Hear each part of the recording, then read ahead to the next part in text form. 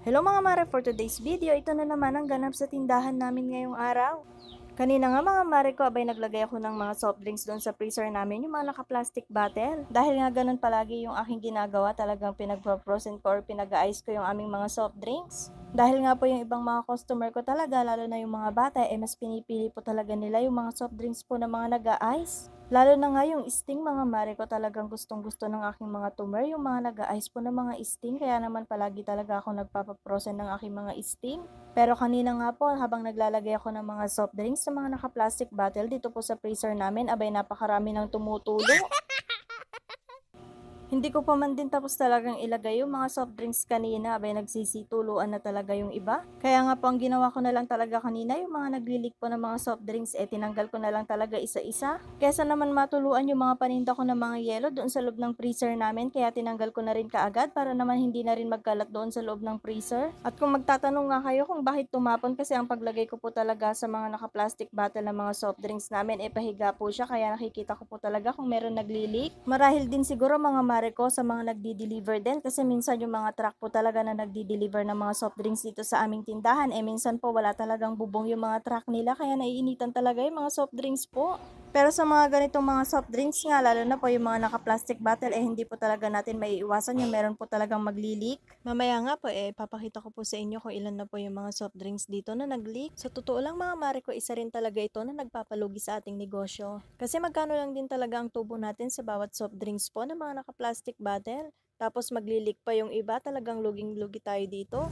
Pero syempre nakakasadman mga mare ko, pero wala naman tayong magagawa. Bahagi na rin siguro ito ng merong sari-sari store mga mare ko. Lahat naman siguro ng merong mga sari-sari store dumadaan din talaga sa ganitong sitwasyon. Pero syempre bawi na lang tayo sa ibang paninda natin para naman yung soft drinks na mga nag-leak mabawi din natin yung puhunan kahit papano. Dahil nga po medyo mas mabili talaga dito sa store namin yung mga naka-plastic bottle po na mga soft drinks, talagang yun yung dinadamihan ko talaga na bilhin. Dahil nga po dito din sa lugar namin probinsya po talaga, gusto po talaga ng mga bumibili na naka-plastic bottle na po yung dadalhin nila sa bukid ng mga soft drinks para hindi na daw po sila magbabalik pa ng mga bote. Pero meron pa naman po akong paninda po ng mga soft drinks po na nakalagay naman po sa bote.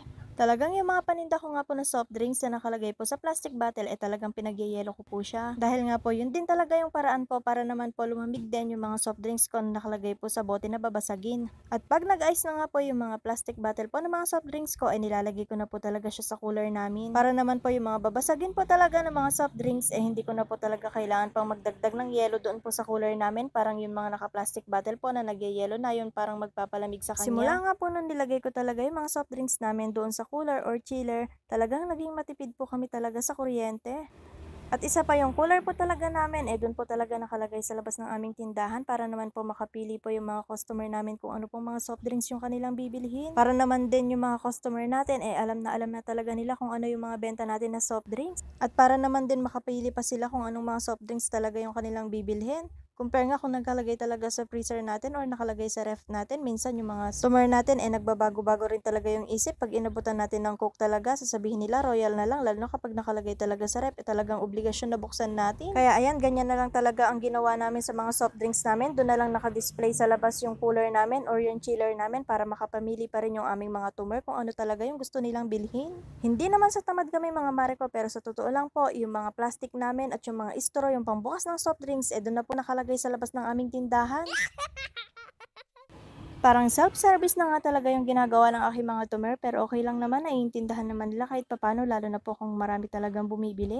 At eto na nga mga mare ko, ipapakita ko na nga po sa inyo yung mga soft drinks po na nag-leak dito po sa aming tindahan na talagang kinakalugi talaga ng may mga sari-sari store. Dahil nga tinanggal ko na lang ito ang mga nag-leak na to, kasi nakaka-encounter din talaga ako ng mga customer na pag nakita nila na bawas na talaga yung mga soft drinks hindi na nila binibili kahit ganun talaga yung pinakasukat niya. At eto na nga po, meron po akong Mountain Dew dito, meron pong isang RC at meron pong isang soda po na kulay orange. At yung isa nga po, yung kokoonti na lang po yung natira na laman niya, Sting po yun. Itong Mountain Dew na to mga mare ko, talagang hinigpitan ko na lang po yung pinakatakip niya. Ito nga mga soft drinks na to hindi ko na po siya ibebenta. Minsan kasi talaga yung mga soft drinks po na nagli-leak nawawalan po talaga siya ng lasa. At ito nga isang sting mga mare ko hindi ko na po talaga siya pinag-ice. Nilagay ko nga po diretsyo dun sa cooler namin pero ganyan natapon naman siya mga mare ko. Hindi ko rin talaga napansin na nag-leak na rin ito. Itong dalawang Mountain Dew dito mga mare ko ipapamerienda ko na lang talaga siya doon po sa mga nagpapatubig ng mais namin. Si Mr. lang po naman yung nagpapatubig. Ganun din yung pinsan niya kaya ipapainom ko na lang po sa kanila yung dalawang Mountain Dew na ito. At yun naman pong RC mga mare ko. Tingnan niyo naman napakarumi na talaga ng takip niya. Hindi ko na... At ito naman pong kulay orange mga mare ko. Try kong inumin mamaya kung ano po lasa at sasabihin ko nga po sa inyo kung ano po yung magiging lasa niya. At ayan nga, nalugi man tayo dito mga mare ko. Sabi ko nga, bawi na lang tayo sa iba nating mga paninda. At ito nga, Mountain Dew na to talaga, tinakpan ko siya ng mahigpit kanina para hindi na tumulo. Lalagay ko na lang siya dito sa freezer namin para naman ito na lang talaga yung mimeriendahin ng mga nagpapatubig sa bukid. At yung RC nga po, ganun din yung sting mga mare ko, itatapon ko na lang po siya. Ito pong soda na to, yung kulay orange, iinumin ko na nga lang po siya mga mare ko. At after ilang minuto nga mga mare ko, ininom ko na nga yung soda na kulay orange at tama nga ang aking hinala mga mare ko, wala na siya talagang lasa kaya ang nangyari, tinapot ko na lang talaga siya. At ayan nga po, hanggang dito na lang po ang video na to. Sa mga hindi pa nga po nakapollow sa aking Facebook, papalo naman po at pasubscribe na rin po sa aking channel. Salamat!